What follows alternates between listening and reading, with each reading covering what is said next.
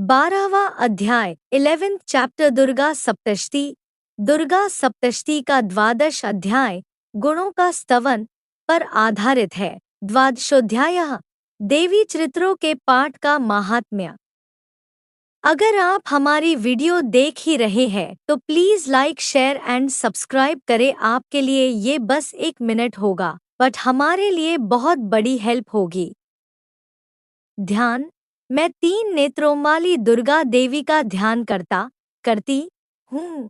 उनके श्रीअंगों की प्रभा बिजली के समान है। वे सिंह के कंधे पर बैठी हुई भयंकर प्रतीत होती हैं। हाथों में तलवार और ढाल लिए अनेक कन्याएं उनकी सेवा में खड़ी है। वे अपने हाथों में चक्र, गदा, तलवार, ढाल, बाण, धनुष, पाश और तर्जनी मुद्रा धारण किए हुए हैं। उनका स्वरूप अग्निमय है तथा वे माथे पर चंद्रमा का मुकुट धारण करती हैं।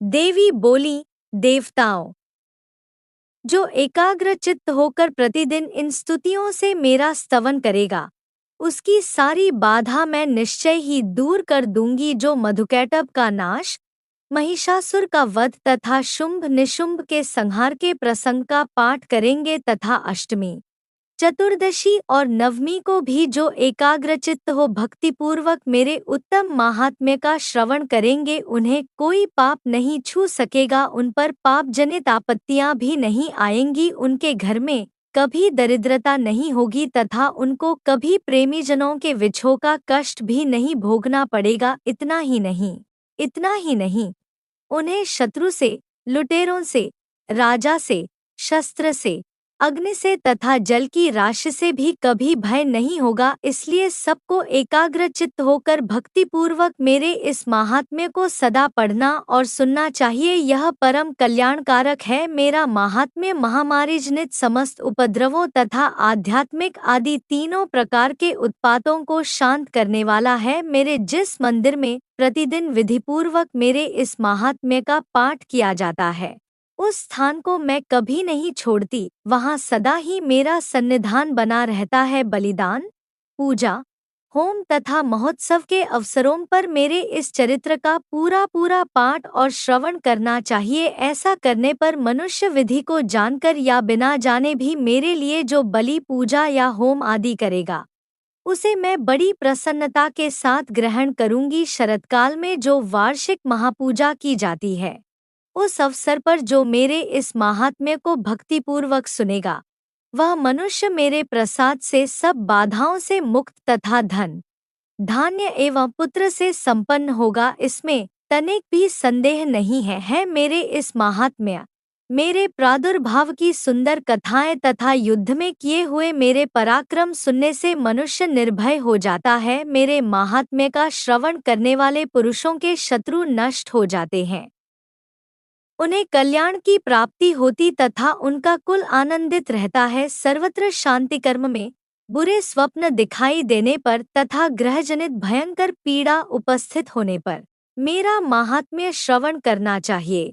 इससे सब विघ्न तथा भयंकर ग्रह पीड़ाएं शांत हो जाती हैं और मनुष्यों द्वारा देखा हुआ दुःस्वप्न शुभ स्वप्न में परिवर्तित हो जाता है। बालग्रहों से आक्रांत हुए बालकों के लिए यह महात्म्य शांतिकारक है तथा मनुष्यों के संगठन में फूट होने पर यह अच्छी प्रकार मित्रता कराने वाला होता है। यह महात्म्य समस्त दुराचारियों के बल का नाश कराने वाला है। इसके पाठ मात्र से राक्षसों, भूतों और पिशाचों का नाश हो जाता है। मेरा यह सब महात्म्य मेरे सामीप्य की प्राप्ति कराने वाला है।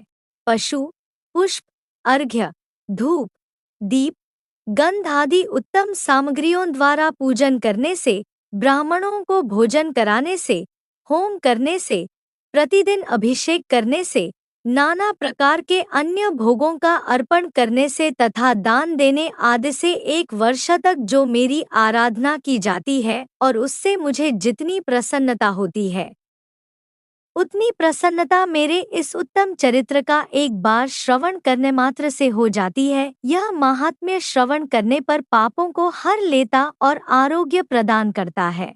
मेरे प्रादुर्भाव का कीर्तन समस्त भूतों से रक्षा करता है तथा मेरा युद्धविषयक चरित्र दुष्ट दैत्यों का संहार करने वाला है। इसके श्रवण करने पर मनुष्यों को शत्रु का भय नहीं रहता। देवताओं, तुमने और ब्रह्मर्षियों ने जो मेरी स्तुतियां की हैं तथा ब्रह्मा जी ने जो स्तुतियां की हैं, वे सभी कल्याणमयी बुद्धि प्रदान करती हैं। वन में, सूने मार्ग में अथवा दावानल से घिर जाने पर, निर्जन स्थान में लुटेरों के दाव में पड़ जाने पर या शत्रुओं से पकड़े जाने पर अथवा जंगल में सिंह, व्याघ्र या जंगली हाथियों के पीछा करने पर, कुपित राजा के आदेश से वध या बंधन के स्थान में ले जाए जाने पर अथवा महासागर में नाव पर बैठने के बाद भारी तूफान से नाव के डगमग होने पर और अत्यंत भयंकर युद्ध में शस्त्रों का प्रहार होने पर अथवा वेदना से पीड़ित होने पर कि बहुना सभी भयानक बाधाओं के उपस्थित होने पर जो मेरे इस चरित्र का स्मरण करता है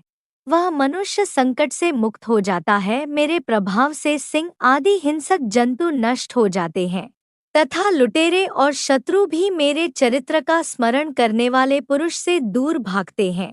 ऋषि कहते हैं, यूँ कहकर प्रचंड पराक्रम वाली भगवती चंडिका सब देवताओं के देखते देखते वहीं अंतर्धान हो गई। फिर समस्त देवता भी शत्रुओं के मारे जाने से निर्भय हो पहले की ही भांति यज्ञ भाग का उपभोग करते हुए अपने अपने अधिकार का पालन करने लगे। संसार का विध्वंस करने वाले महाभयंकर अतुल पराक्रमी देवशत्रु शुंभ तथा महाबली निशुंभ के युद्ध में देवी द्वारा मारे जाने पर शेष दैत्य पाताल लोक में चले आए।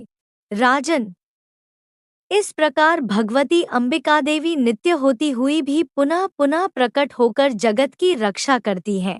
वे ही इस विश्व को मोहित करती, वे ही जगत को जन्म देती तथा वे ही प्रार्थना करने पर संतुष्ट हो विज्ञान एवं समृद्धि प्रदान करती हैं। राजन, महाप्रलय के समय महामारी का स्वरूप धारण करने वाली वे महाकाली ही इस समस्त ब्रह्मांड में व्याप्त हैं। वे ही समय समय पर महामारी होती और वे ही स्वयं अजन्मा होती हुई भी सृष्टि के रूप में प्रकट होती हैं। वे सनातनी देवी ही समयानुसार संपूर्ण भूतों की रक्षा करती हैं। मनुष्यों के अभ्युदय के समय वे ही घर में लक्ष्मी के रूप में स्थित हो उन्नति प्रदान करती हैं और वे ही अभाव के समय दरिद्रता बनकर विनाश का कारण होती हैं। पुष्प, धूप और गंध आदि से पूजन करके उनकी स्तुति करने पर वे धन, पुत्र, धार्मिक बुद्धि तथा उत्तम गति प्रदान करती है। इस प्रकार श्री मार्कंडेय पुराण में सावर्णिक मनवंतर की कथा के अंतर्गत देवी महात्म्य में फलस्तुति नामक 12वां अध्याय पूरा हुआ।